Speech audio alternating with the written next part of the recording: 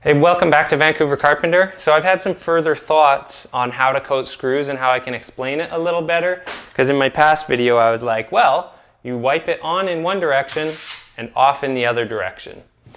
But it's not quite that simple, because once I started watching my kids learn how to spot screws, I realized that I had to figure out a better way to explain it.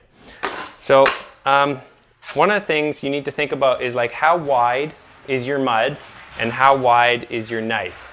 So right here, the lengthways, my mud's about 1.5 inches wide. So what I'm going to do is I'm going to side swipe it on in this direction. It's about 1.5 inches wide.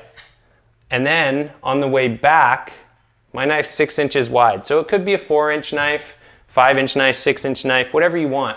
But then when I wipe back, I can easily clear it off. Because what my kids kept trying to do is they would have it like, and I gave them the smaller knives, like a 4-inch, but they had the mud like this, and they would go like that, and then they'd go like this, and they're like struggling to wipe it all off. And then you've got all this stuff like a hard edge there, hard edge there. So let's look at that real quick again, because it's only, again, about 2 inches wide there. So I wipe it this way, turn my knife 90 degrees, wipe it off that way. That screw was not sunk deep enough. I don't have a screwdriver on me. I'm gonna do something horrible. Sometimes I just leave a tiny bit more mud over top of these ones, but it's so small I can't even hear it clicking. So I'm gonna live with that.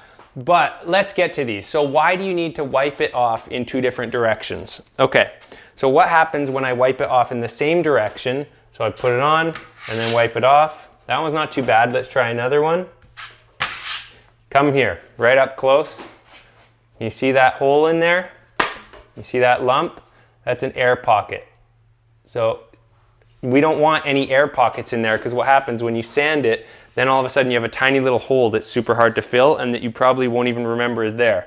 So it's super important that you go in one direction and wipe off in the other direction, because that tends to almost always wipe out that little air bubble. So again, in one direction, turn your knife 90 degrees, in the other direction. In one direction, turn your knife, side swipe, turn your knife.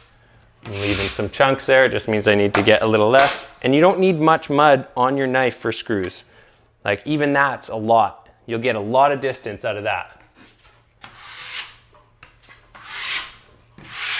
I don't know what's going on here. This is embarrassing, you guys. I never leave those little bumps on there when I'm working on my own. Which way is my knife going? That's what it usually looks like. Let's go somewhere else, another part of this wall where I can show you guys with a little more speed and fluidity here. So it's more like, I don't usually need to do the ones in the bevel, but it's a quick fluid motion.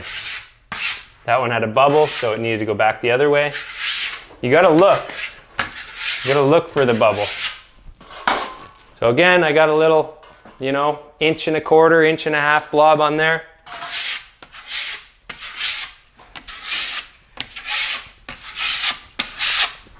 Okay, and if you're really fancy, you can do the swoop or the stripe. So let's go to this one over here. Okay, so I am a single spotter. Like I showed you guys, I like to do them like this, but some people like to do the stripe. So I'm gonna do my best to show you guys the stripe.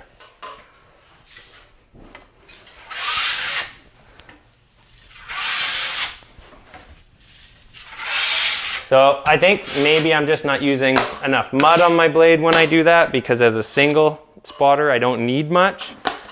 Let's try a few more doing the stripe, because it is satisfying when it works well.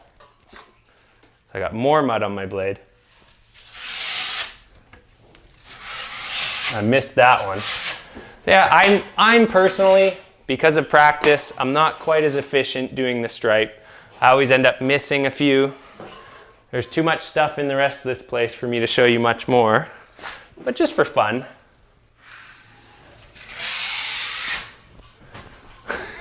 Let's get a few more here.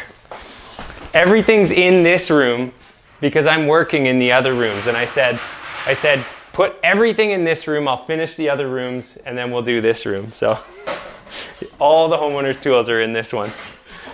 Oh, let's see if we can stripe a couple more of these. If I can find somewhere to stand. Okay. I missed 2 of them from not having optimum working position. Yeah, no, guys, it's clear as day. I'm a single spotter. Okay, all right. Anyways, that's it. That's how you do screws. So, yeah, the reason you do that is because you don't want little air pockets in the screws. And let me show you outside here. Let me show you outside here. Once you've already first coated the screws, the second coat on screws is way more forgiving. So you don't get the bubbles anymore. You can just really quickly, and if these look messy, guys, my kids did them and I think they did a good job. I had 2 of my kids in here doing all these. They did a great job. So, you know, don't be critical on what the screws look like, you guys. An 11-year-old and a 13-year-old did them. And they did a great job. Especially because they work for ice cream. Wait, what? I guess that's news to him. You did ice cream? All right, you guys, this video's done. That's how you spot screws. Hopefully I broke it down into simple and easy to understand terms. I hope you're getting something out of these videos. I want to say big thanks for watching Vancouver Carpenter. Till the next video.